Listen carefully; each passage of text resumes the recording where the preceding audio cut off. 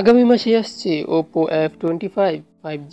OPPO ইন্দোনেশিয়ার বাজারে Reno 11 সিরিজের অধীনে তৃতীয় মডেল লঞ্চ করার পরিকল্পনা করছে। আসন্ন এই ডিভাইসের নাম রাখা হবে Reno 11F 5G।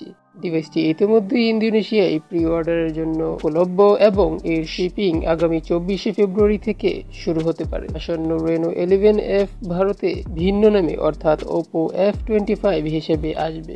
F সিরিজের এই হ্যান্ডসেট আগামী মাসে ভারতে পা রাখতে পারে। ফোনটি নিয়ে বিস্তারিত আলোচনা করব এই ভিডিওতে। তো হ্যালো বন্ধুরা, কেমন আছেন আপনারা সবাই? আকোndo 360 চ্যানেলে আপনাদের সবাইকে স্বাগত। এক্ষেত্রে জানিয়ে রাখি, সম্প্রতি Reno 11F 5G এর ডিজাইন ও ফিচার সম্পর্কিত একাধিক তথ্য অনলাইনে ফাঁস হয়েছে। এর ব্যাক প্যানেলে রয়েছে আয়তক্ষেত্রাকার ক্যামেরা মডিউল, যার মধ্যে এলইডি ফ্ল্যাশ ও দুটি বৃত্তাকার কাটআউট লক্ষণীয়। এই কাটআউটের মধ্যে 3টি ক্যামেরা অবস্থিত। এবার আসা যাক সম্ভাব্য ফিচার প্রসঙ্গে। জানা গেছে এই স্মার্টফোনটিতে 6.7 ইঞ্চির full HD plus AMOLED display থাকবে, যা 120 hertz refresh rate, 93.4% screen to body ratio এবং HDR10+ প্রযুক্তি সাপোর্ট করবে।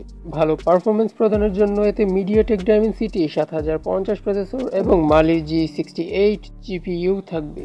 আর স্টোরেজ হিসেবে 8GB র্যাম এবং 256GB স্টোরেজ পাওয়া যাবে। আবার এই হ্যান্ডসেটটিতে অতিরিক্তভাবে আরও 8GB পর্যন্ত ভার্চুয়াল র্যাম ফিচার সাপোর্ট করবে বলে জানা গেছে।